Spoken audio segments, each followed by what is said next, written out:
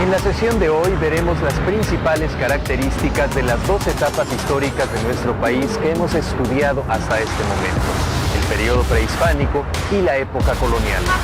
El propósito es elaborar un esquema histórico uniendo de manera sintética la información más relevante que nos permita identificar estas dos etapas. En el periodo prehispánico partimos de la situación geográfica en que los diversos pueblos desarrollaron sus culturas, Mesoamérica y Aridoamérica. Y en la época colonial abordamos tres de los procesos más importantes, la encomienda, el mestizaje y el nacionalismo criollo, los cuales definen las características de cada uno de los tres siglos de coloniaje español.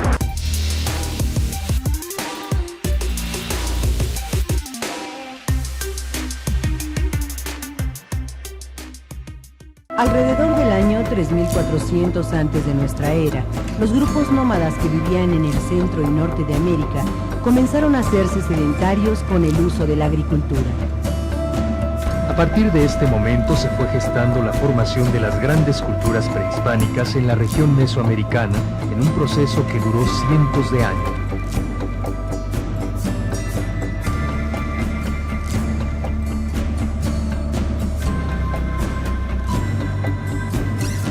El término de Mesoamérica se define por la extensión geográfica en donde varios pueblos compartieron algunos aspectos culturales. Geográficamente abarca desde el centro de México hasta Honduras en América Central. En la región de la costa del Golfo, entre los años 1500 y 300 antes de nuestra era, floreció la cultura madre, la de los olmecas.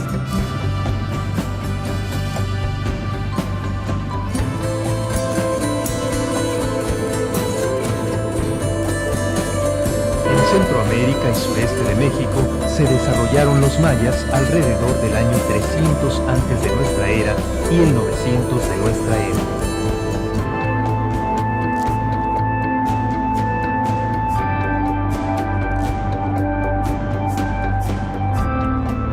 En Oaxaca y Guerrero surgieron los zapotecas en el 300 antes de nuestra era y los mixtecas alrededor del año 800 de nuestra era, cuando decaía la cultura zapoteca.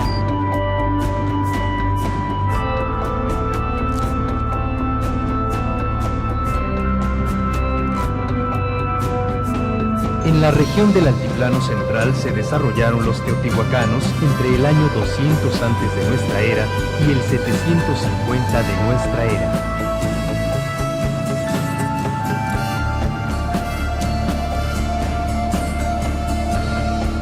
Los toltecas del 850 al 1200 de nuestra era y los mexicas, cuyo imperio floreció de 1325 a 1521 de nuestra era.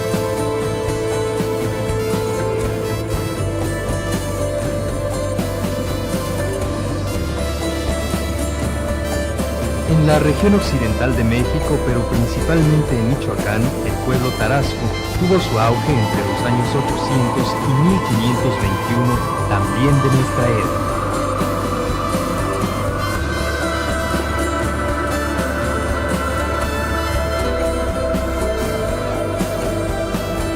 Los pueblos mesoamericanos compartieron entre sí diversos aspectos culturales que los identifican y relacionan. Por ejemplo, las técnicas de producción agrícola, la construcción de ciudades y templos piramidales y la organización social de clases y de gobiernos teocrático-militares. En cuanto a las actividades que actualmente conocemos como artísticas y científicas, las culturas mesoamericanas desarrollaron excepcionalmente las bellas artes y las observaciones astronómicas, además de aspectos matemáticos como el sistema vigesimal y el uso del cero, inventado por los mayas. Hacia el norte de Mesoamérica se encuentra el territorio que se denominó Aridoamérica, zona que en general es árida y de clima extremo. La geografía y las condiciones climáticas determinaron el tipo de cultura que se desarrolló entre los pueblos que habitaron estas tierras. En general eran nómadas, con organización tribal y dedicados a la caza y recolección. Solamente en las regiones con condiciones favorables se asentaron grupos de agricultores que crearon ciudades y tuvieron influencias de las culturas mesoamericanas en el tipo de organización social y política. Estas regiones fueron el sur de Tamaulipas y Nuevo León y la parte entre Sonora y Chihuahua, conocida como Oasis América.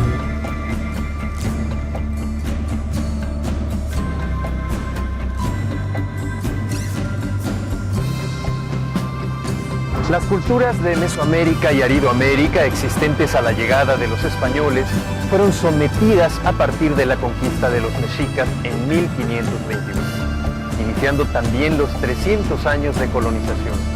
Durante la colonia, 3 son los aspectos generales que definen las características de cada uno de los siglos: la encomienda en el siglo XVI, el mestizaje en el siglo XVII y el nacionalismo criollo en el siglo XVIII. En el siglo XVI, la encomienda fue la forma de explotación económica y uno de los primeros mecanismos de dominación que impusieron los españoles en Mesoamérica. Recordemos que el otorgamiento de encomienda era el permiso del rey para explotar una extensión de tierra y el trabajo de sus habitantes. Como derechos del encomendero estaban el recibir tributos en especie y servicios de los indígenas. Por su parte, el encomendero estaba obligado a cuidar a los indígenas, darles adoctrinamiento cristiano y proteger los territorios. Además, los encomenderos debían dar una parte de los beneficios a la corona y no podían gobernar ni impartir justicia.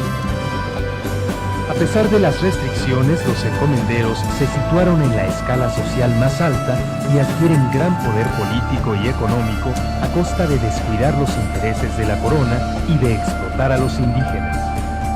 Ante esta situación, el rey comenzó a suprimir los privilegios y a limitar el poder de los encomenderos, estableciendo los controles a través de las audiencias y el virreinato y dictando leyes para proteger a los indígenas.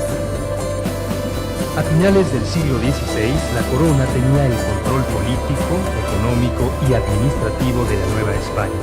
Y para mediados del siglo XVII, el sistema de encomiendas estaba en decadencia. Desde el siglo XVI, la convivencia entre los diferentes grupos étnicos que conformaban a la población novohispana determinó que se mezclaran sus sangres y culturas. Este proceso, conocido como mestizaje, se intensificó durante el siglo XVII y fue la principal característica que a partir de entonces definió a la sociedad colonial. De la unión de indígenas, españoles, negros y algunos asiáticos, surgió una nueva población, las castas, cuya cultura fue alimentada por los orígenes diversos de sus padres. La minoría española consideraba a las castas como individuos de menor valía pertenecientes a una raza inferior. Las castas, los indígenas y negros, eran los grupos inferiores en la escala social y los encargados de efectuar todos los trabajos manuales en las actividades productivas. Los hijos de españoles nacidos en América desde el siglo XVI habían sido relegados a un segundo plano en los puestos de importancia debido a su origen. Por esta razón surgió en ellos el descontento, que durante el siglo XVIII sería uno de los elementos de su toma de conciencia social, patriótica y nacionalista. El nacionalismo criollo surgió por la necesidad que tenían de definir su propia identidad como grupo, que exigía su derecho a dirigir los destinos de la tierra que por origen les pertenecía. Su identidad la encontraron en la cultura mestiza que los alimentó, en el amor a la tierra, en la unidad religiosa, en la sabiduría de los pueblos prehispánicos y en las ideas de la Ilustración.